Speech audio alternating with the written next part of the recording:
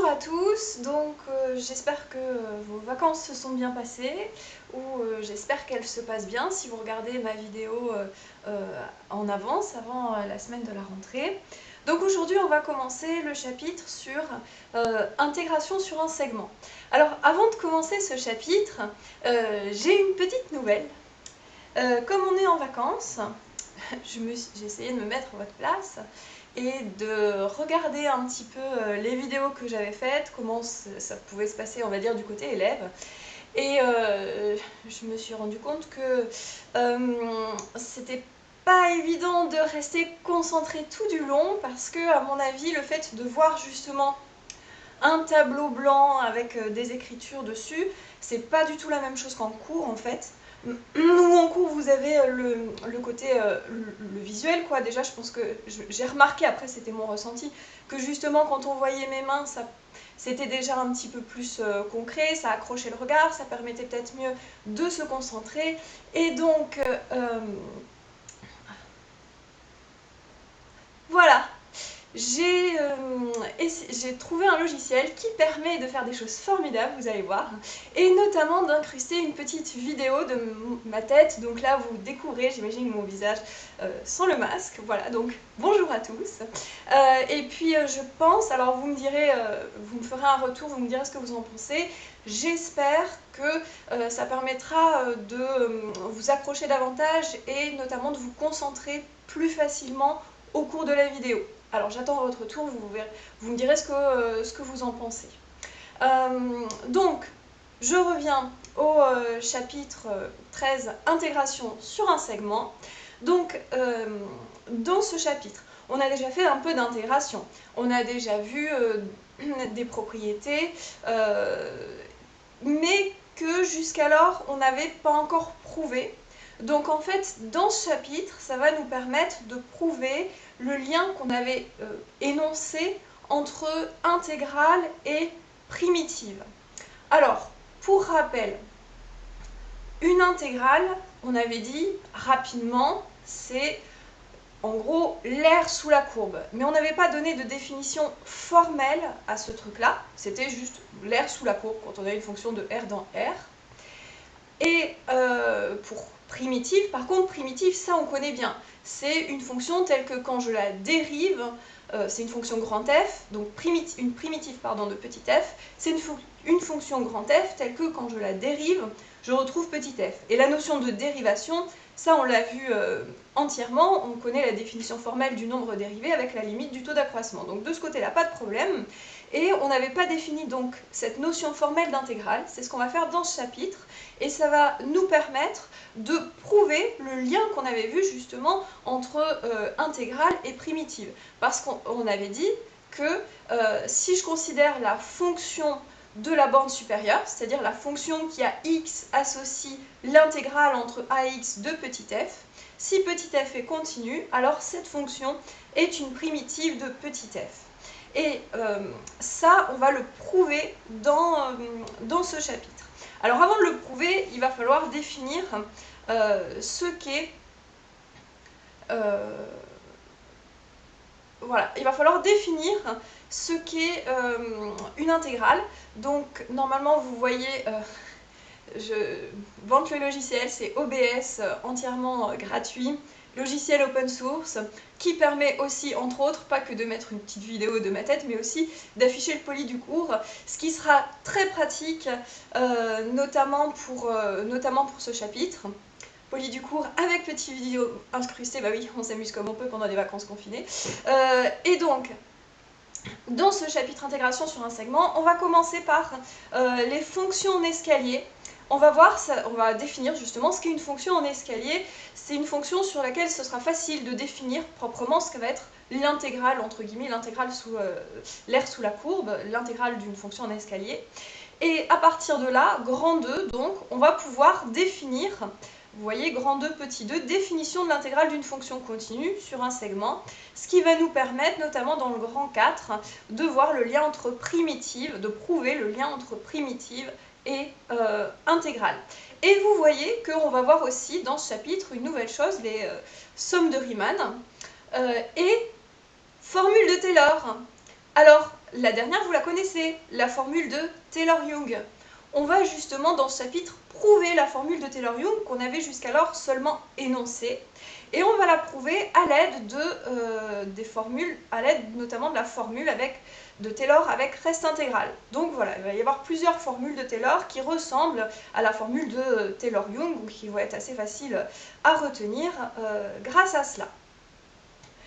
Donc, on va commencer donc par définir, avant d'arriver aux formules de Taylor, il va falloir commencer par définir ce qu'est l'intégrale d'une fonction continue. Et avant ça, on va définir ce qu'est l'intégrale d'une fonction en escalier. Alors, ce chapitre, c'est intégration sur un segment. Donc on va toujours se placer entre deux points A et B finis. Et on va supposer que notre fonction f qu'on considère, elle est définie sur le segment AB fermé. Donc, enfin, segment c'est évidemment fermé, mais voilà, l'intervalle AB fermé.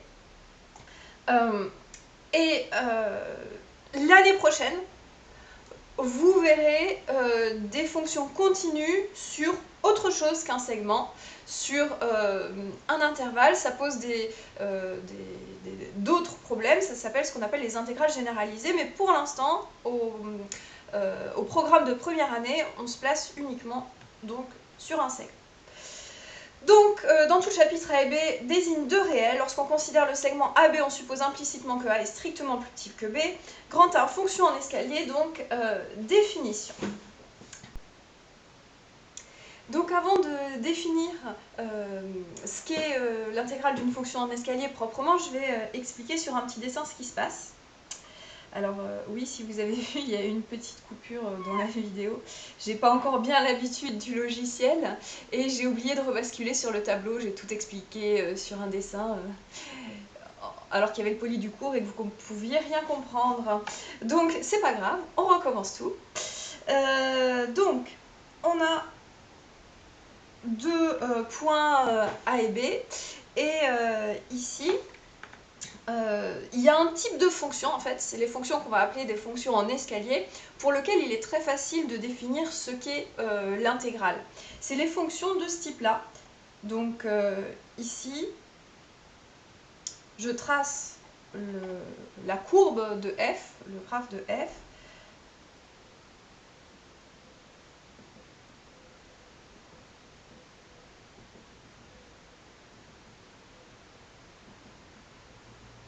Et au point qui se trouve là, alors pour dire que par exemple en B, la valeur de f de B c'est cette valeur-là, je vais mettre un petit rond, et pour dire que en ce point-là, la valeur de f de B c'est f de ce point, pardon, c'est ça par exemple, je vais mettre le rond là, et du coup ces deux points-là, les deux valeurs qui sont là, elles sont exclues, parce que la valeur en ce point, elle est là.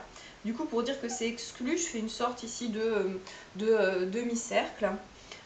Ici, on va dire que la valeur en ce point de la fonction, elle est là, et donc j'exclus ici, et puis on peut dire que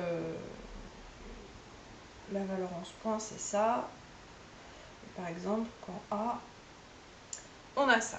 Donc ici, c'est le graphe d'une fonction f, pour laquelle il va être très facile de définir ce qui est l'aire sous la courbe pour cette fonction-là, parce que ici, donc ça va être ce que j'assure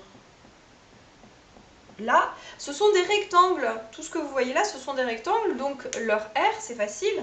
L'aire sous la courbe, donc l'intégrale de cette fonction f là, ce sera l'aire de ce rectangle, donc cette hauteur là, multipliée par la largeur qui se trouve ici, plus cette hauteur là, multipliée par la largeur qui se trouve là, plus cette hauteur-là comptée négativement, multipliée par cette largeur-là, plus cette longueur-là, multipliée par cette hauteur-là. Voilà. Donc, pour ce type de fonction, c'est facile de définir l'intégrale. Et ce type de fonction-là, comme ça, avec des paliers, comme des paliers, c'est ce qu'on va appeler des fonctions en escalier.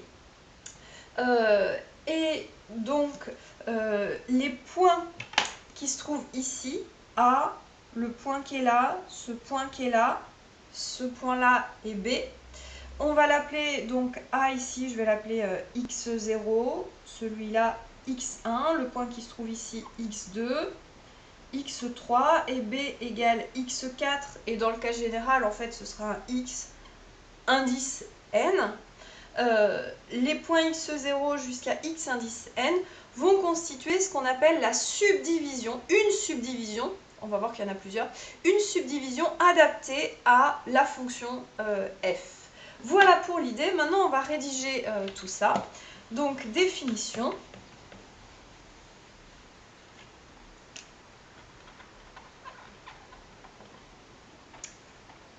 Soit donc f une fonction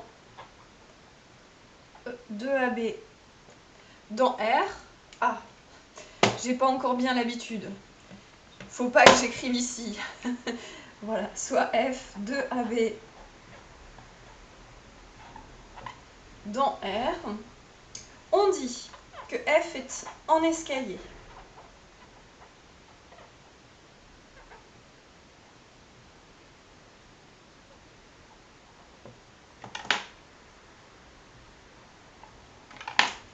S'il existe une partition de AB, partition, ça c'est au sens où on l'a déjà vu, c'est-à-dire une partition de grand E, c'est, pour rappel, si j'ai un ensemble grand E, une partition de grand E, c'est le fait de subdiviser grand E en des sous-ensembles qui sont tous 2 à 2 disjoints et tels que la réunion du tout fait E tout entier. Donc, en escalier, s'il existe une partition du segment AB,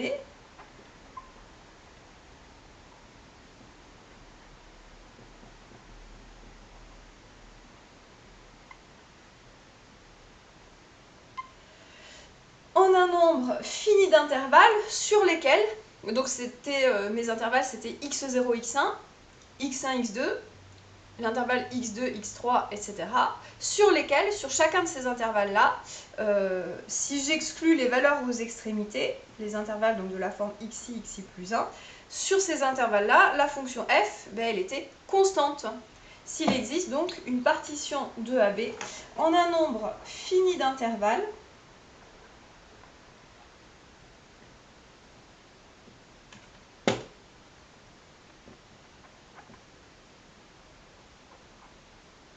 sur chacun desquels f est constante.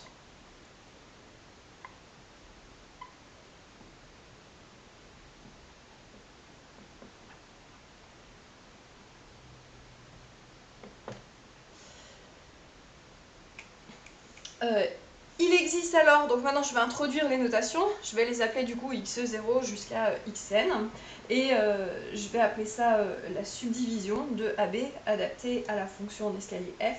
Donc il existe alors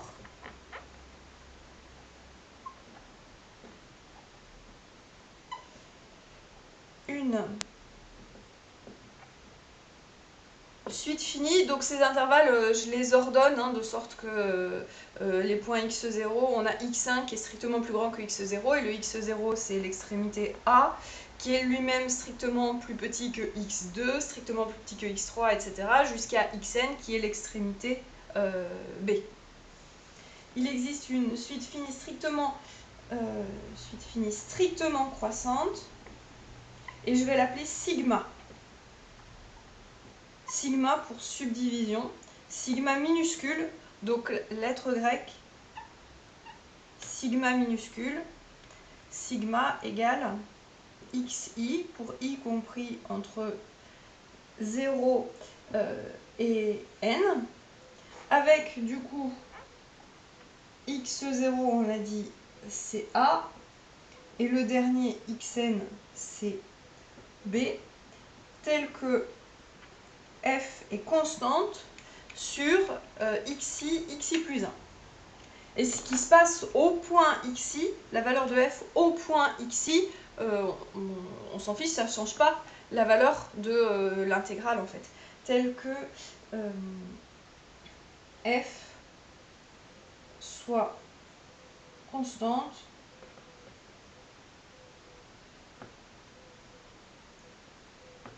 sur xi, x i plus 1 pour tout i.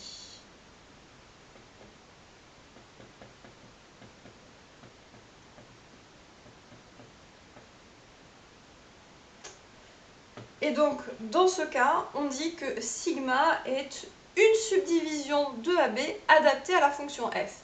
Et on va voir pourquoi pourquoi on dit une subdivision, pourquoi justement il peut y en avoir plusieurs.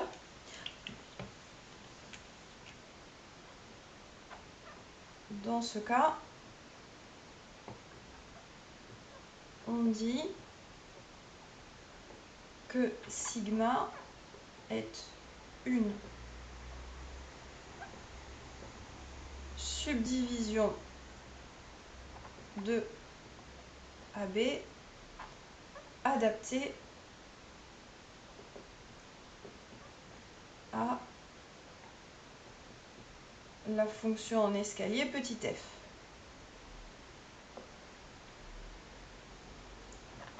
Voilà, j'ai oublié encore de ne pas écrire là, mais ça va, vous arrivez à lire ce qu'il y a d'écrit.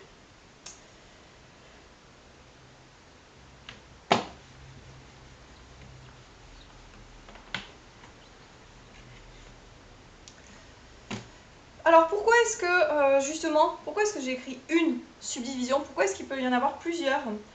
Si je reprends mon exemple précédent, enfin un ou un autre exemple, je me souviens plus de la fonction que j'avais prise, donc ce sera probablement pas exactement la même, mais un exemple du même type.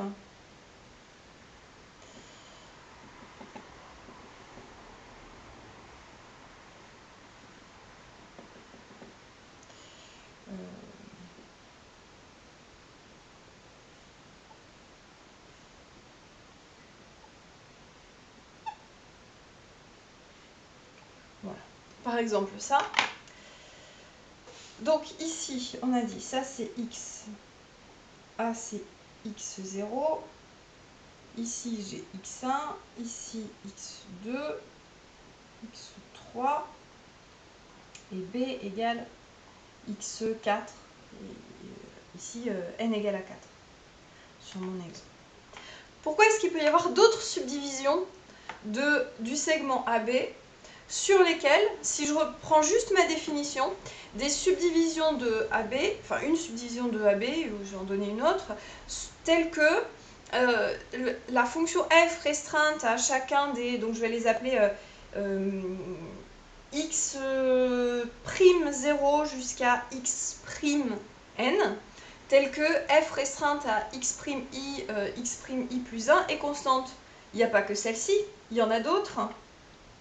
Si je prends par exemple, donc la valeur de ici a égale x0, si je prends une autre subdivision, x'0, ça doit être la même. Mais si je prends par exemple ici, si je rajoute des points en fait à la subdivision que j'ai là, donc ici je vais prendre x'1, et là ça va être x'2, x2 ce sera mon x'3, x3 ce sera x'4, et puis par exemple je vais rajouter aussi un autre point là, pourquoi pas, x'5, et ça ce sera x'6. Les deux subdivisions, donc ici on peut l'écrire à côté du dessin, sigma égale xi, donc i ici il est compris entre 0 et 4, et sigma prime égale, donc ça c'est les x'i pour i compris entre 0 et 6, sont deux subdivisions adaptées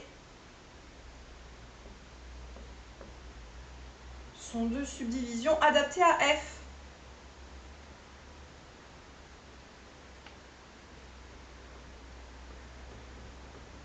Oui, parce que si je reviens à la définition de ce qu'est une subdivision adaptée, c'est juste que sur chacun des sous-intervalles, la fonction f doit être constante. Donc c'est bien le cas ici, entre x0 et x'1, la fonction elle est constante, entre x'1 et x'2, la fonction elle est constante aussi. Donc il y a plusieurs subdivisions adaptées à une même fonction. Et heureusement, parce que c'est ce qui va nous permettre de voir si j'ai deux fonctions en escalier, f et g, et que je les additionne. pensez de la somme f plus g? Est-ce que ça reste une fonction en escalier ou pas? Oui, c'est le cas. On peut imaginer sur un exemple, et pour le prouver, justement, en fait, on peut trouver une subdivision qui soit adaptée à f plus g, en rajoutant un petit peu, en prenant tous les points qui correspondent à la subdivision adaptée à f, et je prends aussi tous les points qui correspondent à la subdivision adaptée à g, et avec tous ces points-là, éventuellement il y en aura un peu de trop, mais en tout cas ça nous donnera une subdivision adaptée à f plus g. Et si je prends une fonction f et que je la multiplie par un scalaire lambda, alors du coup ça va dilater le graphe de f, ça me donnera toujours une fonction en escalier. Qu'est-ce que je suis en train de faire là? Quand je dis si je prends deux fonctions en escalier, que je les additionne, ça reste une fonction en escalier. Si je prends une fonction en escalier, que je la multiplie par une constante, ça reste une fonction en escalier. Ça veut dire que l'ensemble des fonctions en escalier sur AB est un ensemble qui est stable par combinaison linéaire. Et en plus, donc c'est un ensemble qui est un sous-ensemble de l'ensemble des fonctions de AB dans R, qui est, vous avez vu venir le chapitre, qui est un R espace vectoriel. Et donc, on a ici pour l'ensemble des fonctions en escalier un sous-ensemble stable de l'ensemble des fonctions. Est-ce qu'il contient l'élément neutre? La fonction constante égale à 0 sur AB. Est-ce que c'est bien une fonction en escalier? Oui. Avec comme subdivision adaptée, on peut prendre juste AB. x0 égale A et x1 égale AB. Oui, donc cet ensemble des fonctions en escalier est au passage un sous-espace vectoriel de l'ensemble des fonctions, donc lui-même un R espace vectoriel. Alors, c'est ce qu'on va écrire, c'est la petite remarque qu'on va écrire tout de suite. Donc, notation déjà. On note l'ensemble des fonctions en escalier sur AB, on va le noter avec un E calligraphique.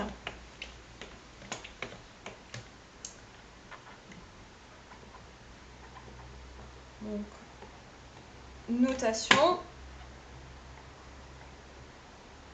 On note E calligraphique, parenthèse, AB, virgule, R, l'ensemble des fonctions en escalier de AB dans R.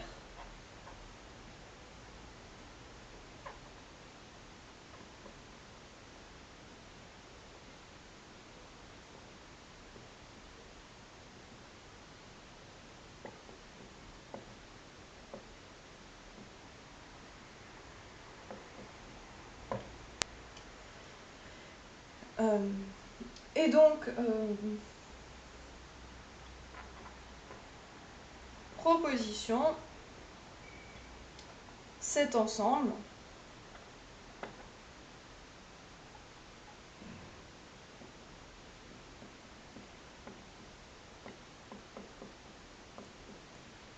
est un sous-espace vectoriel de l'ensemble des fonctions de AB dans R. Preuve.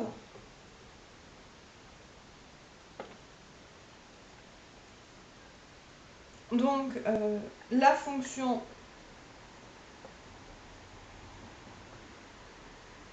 constante égale à 0, donc la fonction de AB dans R qui a x associe 0, est bien une fonction d'escalier.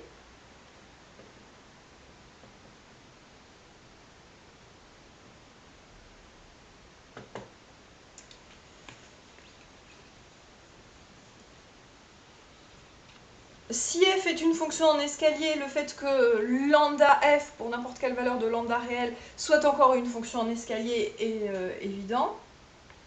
Là, je vais séparer le côté stabilité par addition et stabilité par multiplication externe. Si f, je vais mettre si f est en escalier, donc si f appartient, je viens de donner un nom à mon ensemble, donc pourquoi pas l'utiliser. Si f appartient à E de AB, R et lambda est un réel, alors c'est évident que lambda f est encore une fonction en escalier.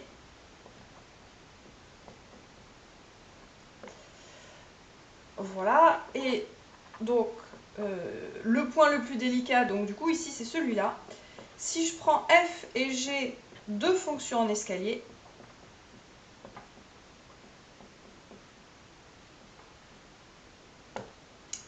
et je vais prendre sigma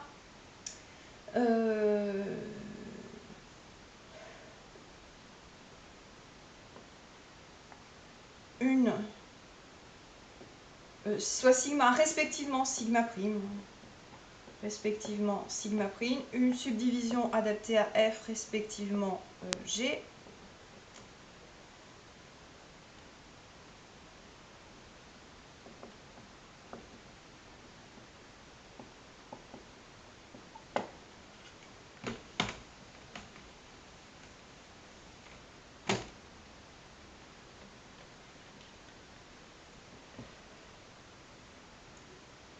Donc je vais faire un dessin de deux fonctions en escalier A, B. Je vais peut-être utiliser du bleu par exemple pour F.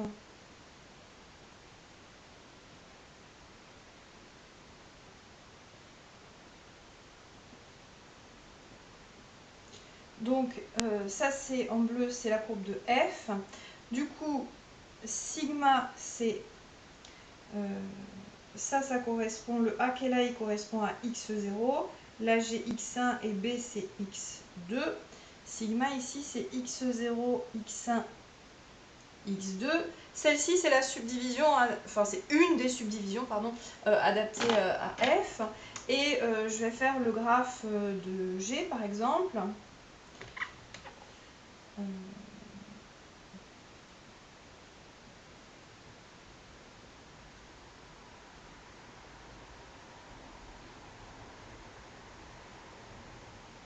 Voilà, admettons que j'ai du coup, ici c'est x', 0, donc sigma prime, donc en vert c'est le graphe de G. Sigma prime c'est x', 0. Ensuite ici j'ai x', 1. Ici, là j'ai x', 2. Et ici le B c'est x', 3.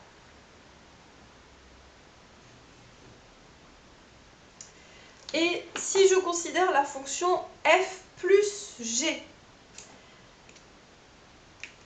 je vais essayer de la dessiner en rouge.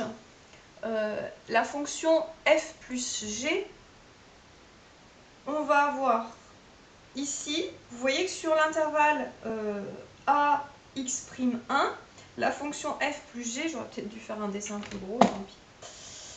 La fonction f plus g, elle est égale à ça. Alors, ce qui se passe aux extrémités, on s'en fiche un peu. C'était ça. Et c'était quelque chose d'un peu plus bas. Voilà. Entre x'1 et x1, ici, j'ai ça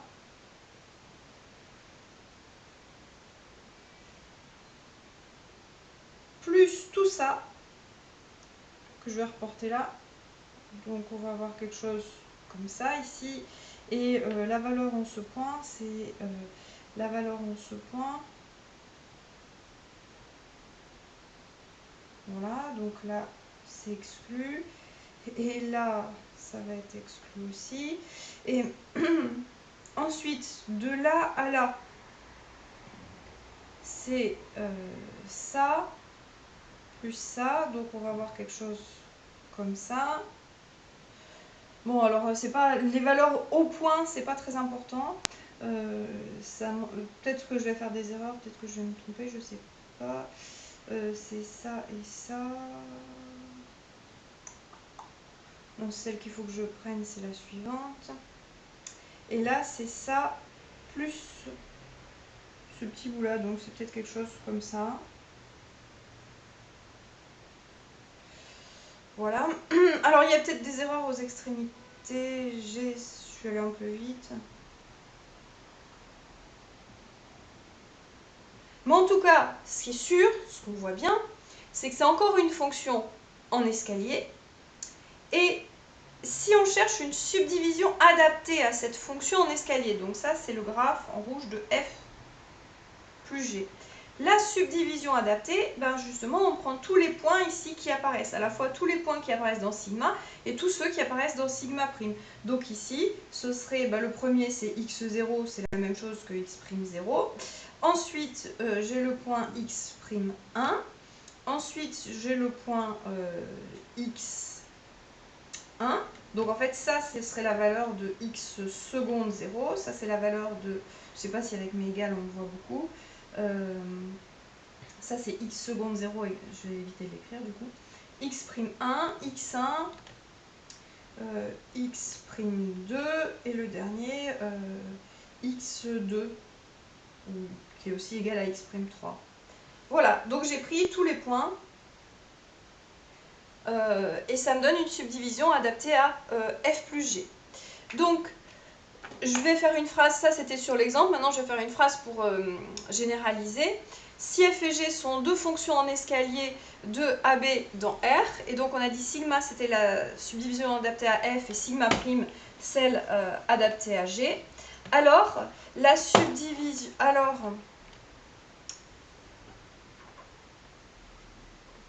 La subdivision sigma seconde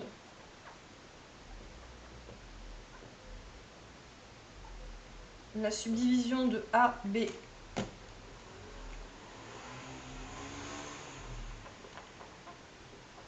sigma seconde constituée des points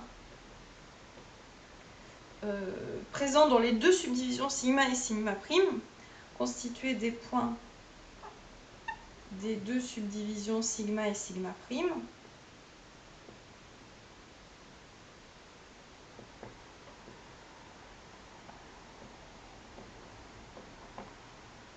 forme une subdivision adaptée à la fonction en escalier f plus g.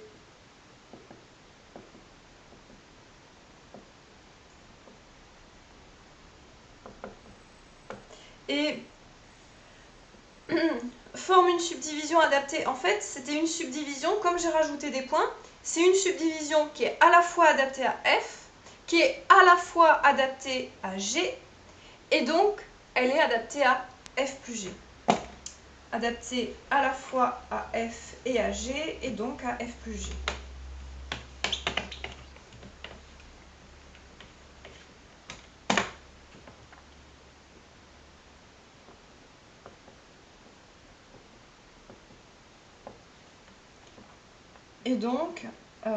Et donc sur chaque sous-intervalle de cette subdivision, la fonction f plus g est constante, donc c'est une fonction en escalier. À la fois à f et à g, et donc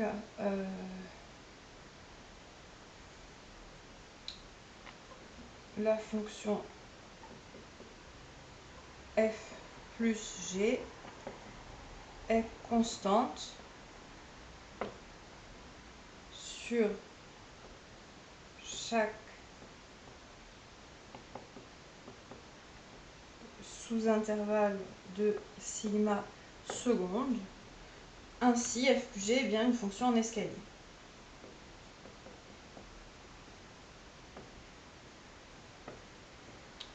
Est une fonction en escalier et sigma seconde une subdivision adaptée. C'est une fonction en escalier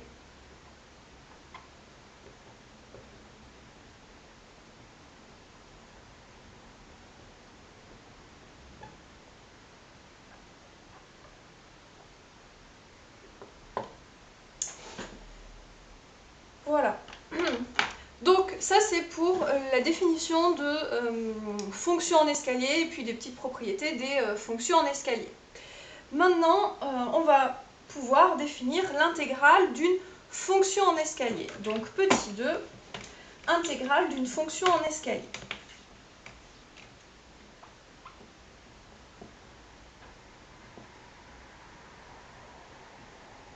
Et une fois qu'on aura défini l'intégrale d'une fonction en escalier, on pourra voir les propriétés justement de cette intégrale.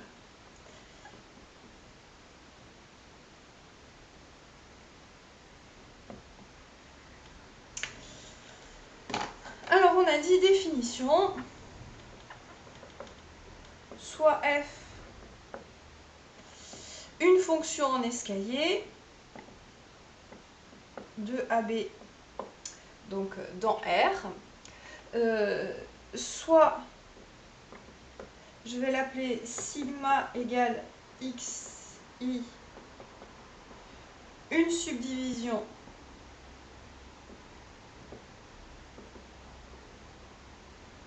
adaptée à f,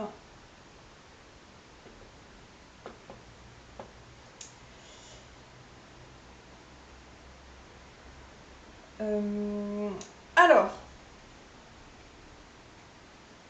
je vais avoir besoin de faire un dessin pour définir l'intégrale.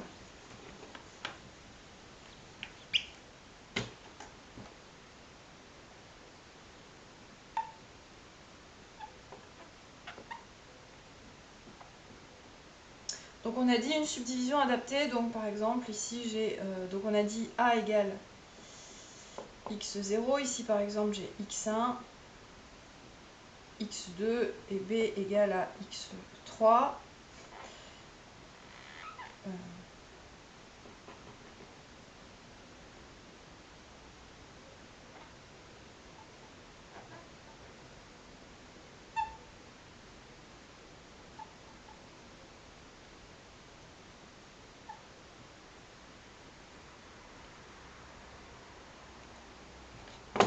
Je vais effacer.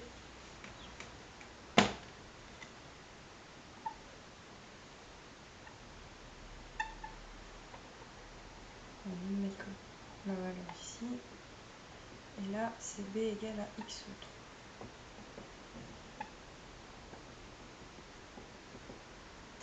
Voilà. Alors, comment est-ce que je vais définir l'aire de cette fonction f? Ça va être la taille de ce rectangle. Donc, c'est facile. Ici, c'est x1, la longueur. La longueur qui se trouve là, c'est x1 moins x0. Ça, c'est x1 moins x0 pour la largeur qui est là. La largeur qui se trouve ici, parce que justement les xi, on a dit par définition d'une subdivision, hein, les xi sont rangés par ordre strictement croissant, donc là il n'y a pas de problème, ils sont forcément dans l'ordre strictement croissant. Donc la largeur qui est là ici, ça va correspondre à x2 moins x1, et la largeur qui se trouve ici, ça va correspondre à x3 moins x2. Donc vous voyez qu'à chaque fois, la largeur, elle sera de la forme xi plus 1 moins xi. Et maintenant, la hauteur. Attention, je ne peux pas prendre ici, pour la taille de ce rectangle, alors c'était pas un bon exemple, celui-là, parce que ici, je pourrais être tentée de prendre... alors, je vais changer mon exemple, du coup. Voilà. On voit bien que là, on ne peut pas choisir f de x0 pour la hauteur et on ne peut pas non plus choisir f de x1 pour la hauteur. Ce qu'il faut choisir pour la hauteur, c'est la valeur de f restreinte à l'intervalle x0, x1 ouvert. Alors du coup ici, la hauteur qui est là, on va lui donner un nom. Je vais l'appeler y0, où y0 c'est la valeur de f restreinte à... en fait c'est la valeur de f restreinte au segment x0, x1. Alors y0 égale, on va faire une phrase, valeur de f sur x0, x1, je vais l'appeler y0, et la valeur de f sur x1, x2, ici, je vais l'appeler y1, et la valeur de f sur x2, x3, je vais l'appeler y2. Et donc, dans mon exemple, ici, je vais l'écrire à côté. Dans mon exemple, l'intégrale sur AB de f, ce sera donc, on a dit x1 moins x0 fois y0 plus x2 moins x1 fois la hauteur y1. Et là, les valeurs y0, y1, le y2 ici, il est négatif. Donc, quand je vais additionner plus x3 moins x2 fois y2, lui, il est négatif. Donc là, ça compte, c'est compté négativement, l'air sous la courbe. Voilà, donc ça, c'est compté positivement parce que ça, c'est positif. Voilà. Et lui, l'air sous la courbe, il est compté négativement parce que la valeur de y2, c'est pas tout à fait la hauteur qu'elle a. C'est un petit peu mal... ce serait plutôt la valeur ici de la fonction.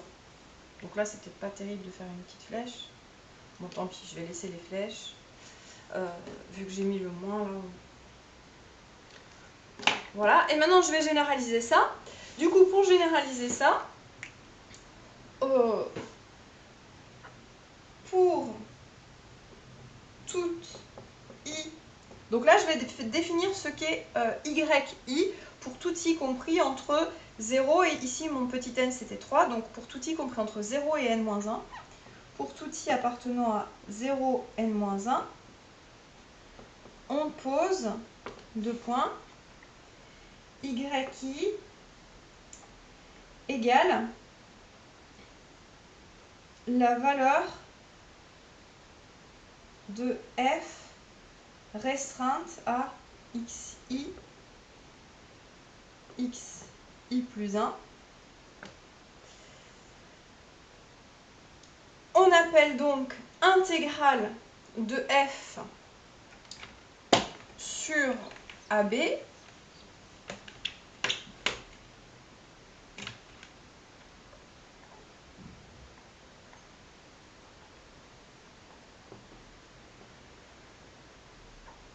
on appelle intégrale de f sur AB et on note donc intégrale de f sur AB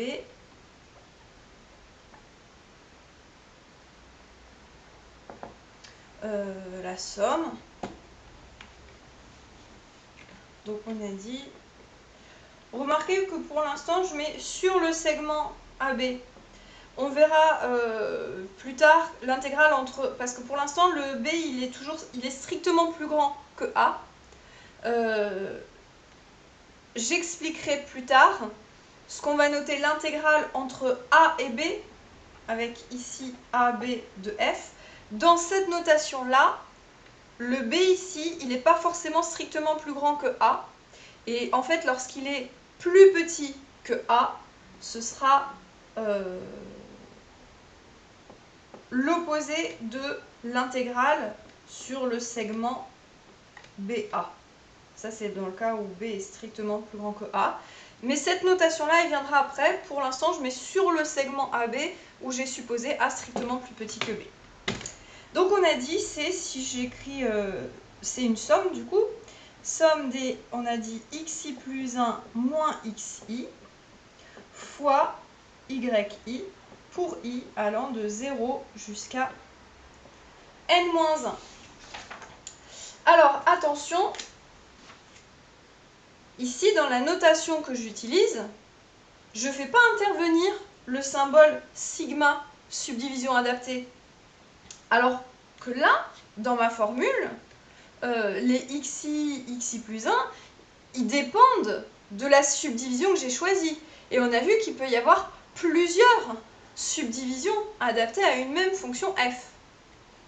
Par contre, cette somme-là, la valeur de toute la somme, même si la subdivision elle est différente, même si j'en prends une autre de subdivision, la valeur de toute la somme, elle sera toujours la même, quelle que soit la subdivision que je choisis. Et du coup, c'est pour ça qu'on peut poser ça comme étant l'intégrale de f sur ab sans faire intervenir le symbole de la subdivision, parce que quelle que soit la subdivision que je choisis, j'aurai le même résultat. Pourquoi si je reprends mon exemple de tout à l'heure, par exemple, je vais le dessiner sous forme de... Voilà, c'était ces rectangles-là. Et si je change la subdivision et que je rajoute des points, par exemple, si je rajoute un point là, ben en fait, la valeur de ça adaptée à ma nouvelle subdivision, ce sera la taille de ce rectangle-là, plus la taille de ce rectangle-là, plus, etc. Donc éventuellement, peut-être que la somme qui est là, elle comporte plus de points, enfin plus de termes, mais dans tous les cas, si je fais la somme de tout, ça va me donner la même chose. Donc on va le mettre en remarque ici. Donc on appelle intégrale de f sur ab, ça c'était la définition, et en remarque,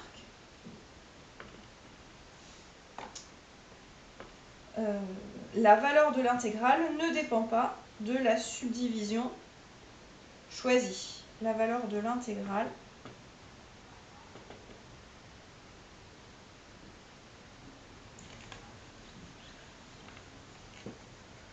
ne dépend pas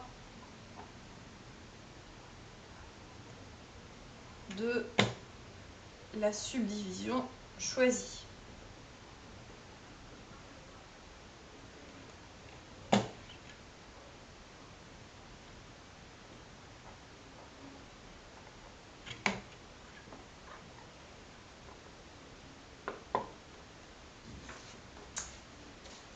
Voilà, et maintenant à partir de là, on peut voir les propriétés de l'intégrale d'une fonction en escalier. Donc petit 3, propriété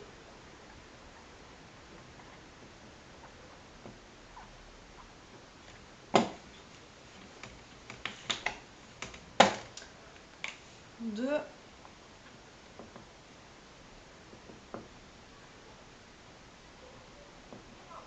l'intégrale d'une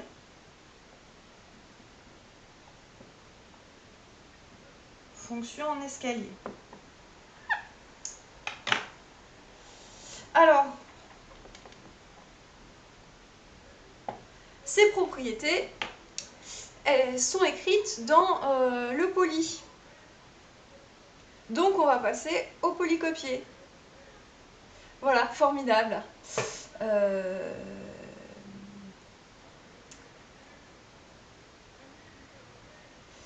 Donc, c'était le plan. Et maintenant, donc la première propriété, c'est la propriété de linéarité. Donc petit a, donc on a dit voir poly, mais vous pouvez écrire en dessous. Petit a, ah oui, voilà, petit a, linéarité.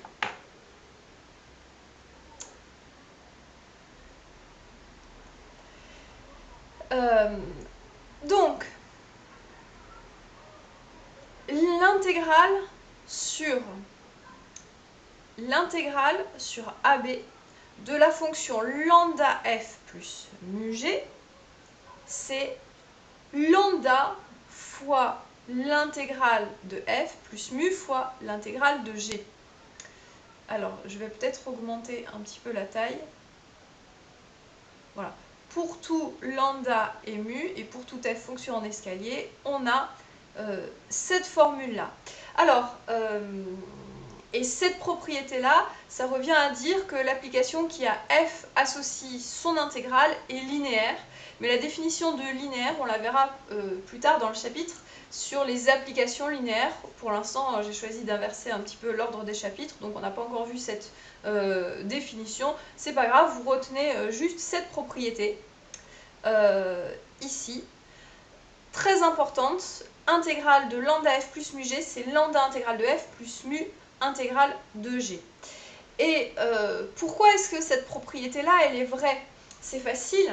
Si on prend une subdivision adaptée à f, une subdivision adaptée à g, on peut prendre une subdivision adaptée à la somme f plus g, et du coup cette subdivision, elle sera adaptée en fait à lambda f plus mu g. Et à ce moment-là, il suffit d'utiliser la linéarité de la somme. Donc je vais l'écrire, mais en fait c'est la propriété de linéarité ici pour les intégrales. Vu la façon dont on a défini l'intégrale comme étant une somme finalement, on a la linéarité de la somme, et à partir de ça, on va en déduire directement la linéarité de l'intégrale. Alors, on va faire la preuve donc.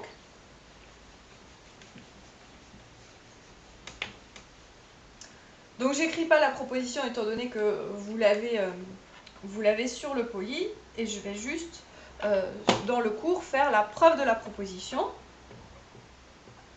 preuve de la linéarité, preuve de la proposition, voilà. Donc dans l'énoncé on avait pour tout lambda et mu, du coup je vais être obligée d'écrire soit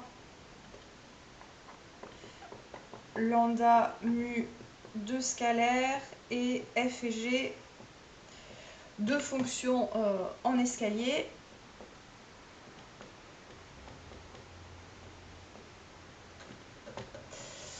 Voilà, il y a un petit carré qu'on voit pas bien. Voilà, deux fonctions en escalier.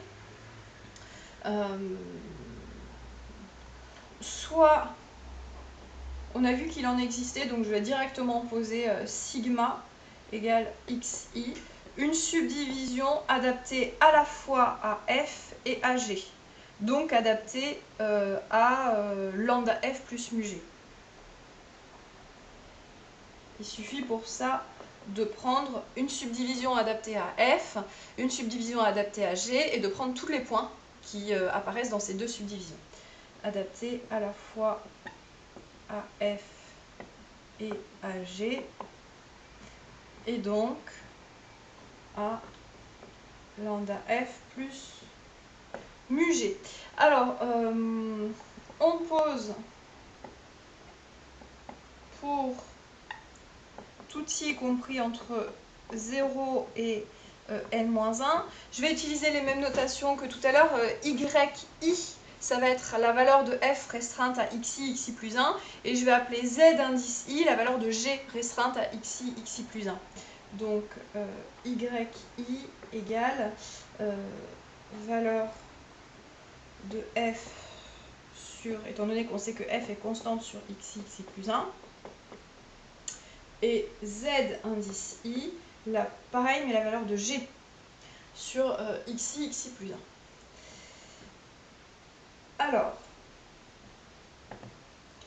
on a la fonction lambda f plus mu g, c'est une fonction qui est en escalier, et quelle va être sa valeur sur le segment xi, xi plus 1, bah, du coup ce sera lambda yi plus mu zi. Alors on a l'intégrale sur AB de lambda f plus mu g, c'est la somme pour i allant de 0 à n-1 des xi plus 1 moins xi fois la valeur sur xi, xi plus 1. Donc on a dit c'est lambda yi plus mu zi. Voilà, lambda yi plus mu zi. Et là, c'est là qu'on va utiliser la linéarité de l'intégrale. Ici, ce truc-là, le lambda et le mu, ils ne dépendent pas de i en fait. Donc ça, je vais développer. Je vais faire sortir le lambda de la somme. Pardon, j'ai dit c'est là qu'on va utiliser la linéarité de la somme, parce que la linéarité de l'intégrale, justement, on est en train de la prouver. Donc ça, je développe. Je fais sortir le lambda de la somme. Je fais sortir le mu de la somme. Et ça va nous donner, donc, égal, somme pour i égale à 0 à n-1 des xi plus 1 moins xi facteur de, et je coupe la somme en deux ici, lambda yi, et le lambda on a dit même, je peux même le sortir devant, plus la somme pour i allant de 0 à n-1 d. Donc là j'ai coupé la somme en fait en deux ici. Xi plus 1 moins xi facteur de mu zi, et en même temps le mu qui est là il ne dépend pas du i, donc je le fais passer devant ici, voilà. Et là bah, ça tombe bien, on tombe sur lambda, l'intégrale sur AB de f plus mu fois l'intégrale sur AB de g, voilà, d'où la linéarité de la somme. D'où la linéarité de l'intégrale qui résulte, pardon, de la linéarité de la somme. Petit b, croissance.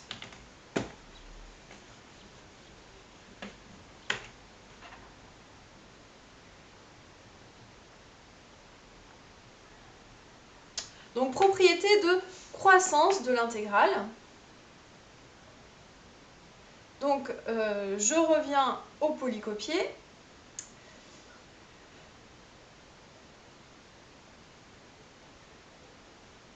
Donc l'application qui a f associe son intégrale est une fonction croissante.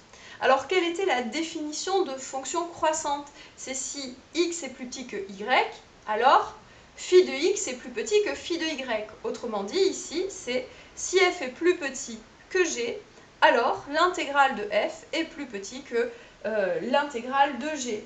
Et pourquoi?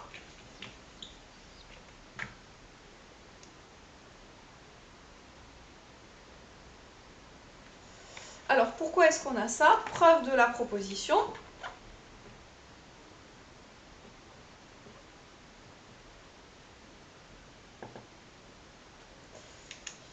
On reprend toutes les notations précédentes. C'est-à-dire, je reprends toutes les notations, on reprend toutes les notations de la proposition précédente. Sauf que j'ai pas besoin de lambda mu, mais de la proposition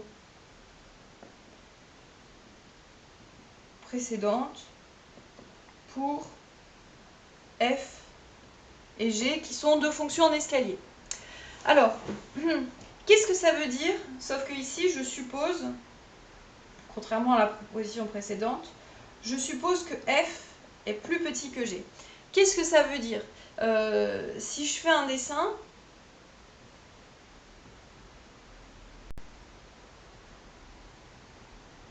ça ce serait en bleu la courbe de f.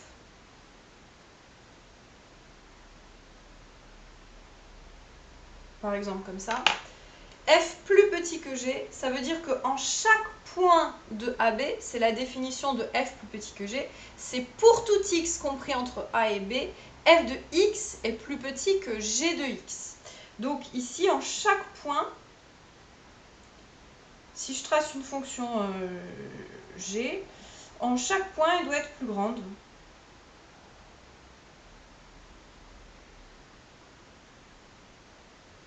Par exemple, ici, j'ai un exemple là, voilà. Et du coup, si en chaque point elle est plus grande, ça veut dire qu'avec mes notations précédentes dans lesquelles yi c'était la valeur de f sur xi plus 1 et zi la valeur de g sur xi plus 1, ça se voit bien sur mon dessin, et c'est vrai dans le cas général, pour tout i, du coup, yi va être strictement, va être inférieur ou égal, pardon, à zi. On a donc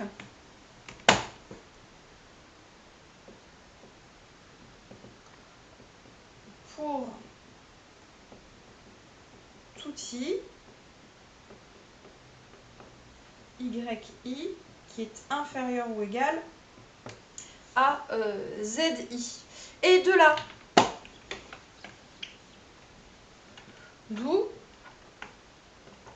alors l'intégrale sur AB de f, par définition, c'était la somme des xi plus 1 moins xi fois yi. Et ça, c'est plus petit que zi. Attention, ici, j'utilise le fait que la quantité, c'est pour ça que je voulais le rédiger, j'utilise le fait que la quantité xi plus 1 moins xi, ben en fait c'est une quantité positive. Du coup, si yi est plus petit que zi, quand je multiplie des deux côtés par xi plus 1 moins xi, ça ne change pas le sens de l'inégalité. Et puis des inégalités, on a le droit de les sommer. Donc ça ici, ça on sait que c'est strictement positif. Du coup, le sens de l'inégalité ne change pas. J'ai le droit de sommer mes inégalités. Et donc, j'obtiens que tout ça, c'est plus petit que la somme des xi plus 1 moins xi fois zi, qui vaut l'intégrale sur AB de la fonction g, du coup. Et donc, si je reviens au polycopier, donc on vient de prouver que si f était plus petite que g, alors l'intégrale de f est plus petite que l'intégrale de g. Donc, corollaire, la valeur absolue de l'intégrale est plus petite que l'intégrale de la valeur absolue. Pourquoi ? Quel lien on a entre une fonction et sa valeur absolue? Et comment est-ce que je peux appliquer? En fait, je vais appliquer la proposition avec quelle valeur de g? F est plus petit que valeur absolue de f. Ça, c'est toujours le cas. Donc, preuve du corollaire.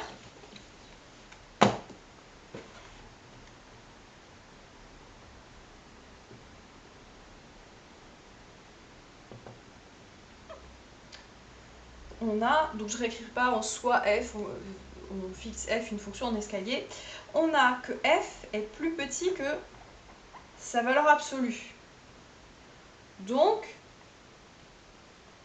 l'intégrale de f sur AB est plus petite que l'intégrale sur AB de valeur absolue de f. Mais ici, ce qu'on veut, c'est même rajouter des valeurs absolues, ici. Quand est-ce que, peut-être on peut faire rappel?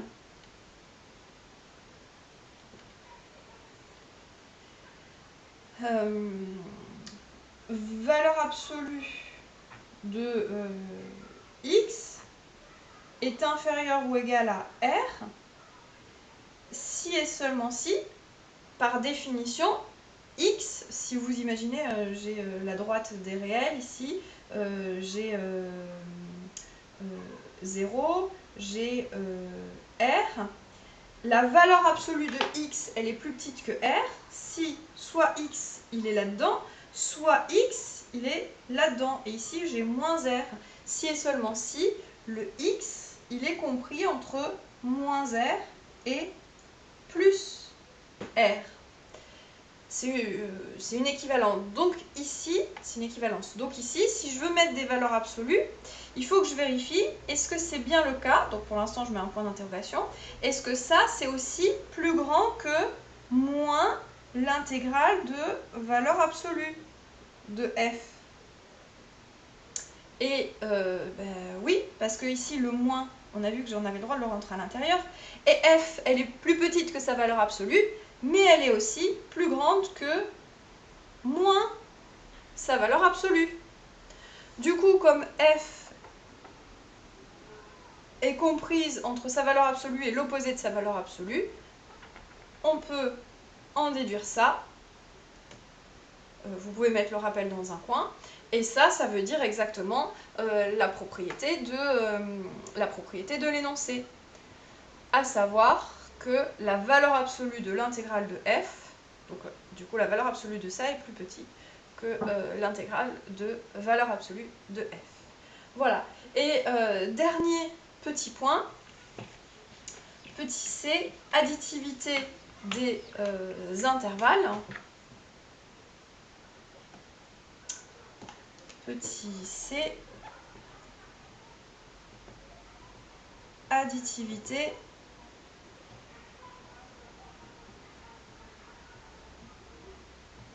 des intervalles. Donc, si f est une fonction en escalier, et C est un point compris entre A et B, alors on a l'intégrale sur AB de f qui est égale à l'intégrale sur AC de f plus l'intégrale sur CB de f. Ça c'est assez logique, là pour le coup la preuve j'ai pas besoin de la rédiger. Ici j'ai A, B, je prends un point C qui se trouve ici. Si je calcule l'intégrale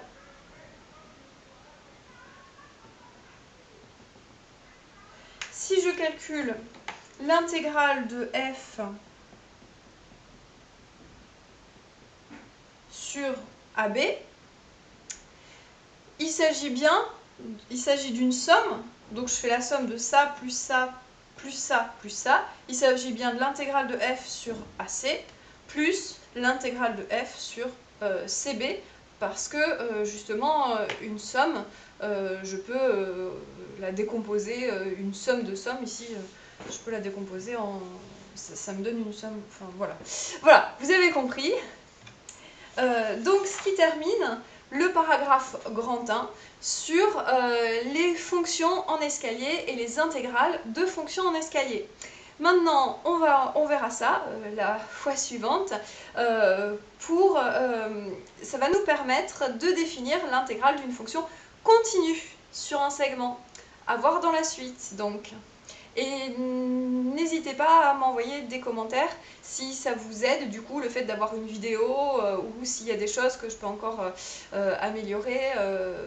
N'hésitez pas à me le faire savoir. Après, je ne vous promets pas que effectivement j'arriverai à répondre à toutes vos demandes. C'est pas garanti du tout, mais au moins, si j'estime qu'elles sont justifiées et effectivement que ça peut aider à la concentration, etc., il est possible que je les prenne en compte dans ce cas-là. Voilà. Et n'hésitez pas, vous, de votre côté, pourquoi pas, quand on se verra sur le CNED, mettre le vidéo si ça vous a plu, justement. Le fait de voir, d'avoir un peu plus d'aspect, en fait, humain dans ces cours à distance. Voilà. À bientôt!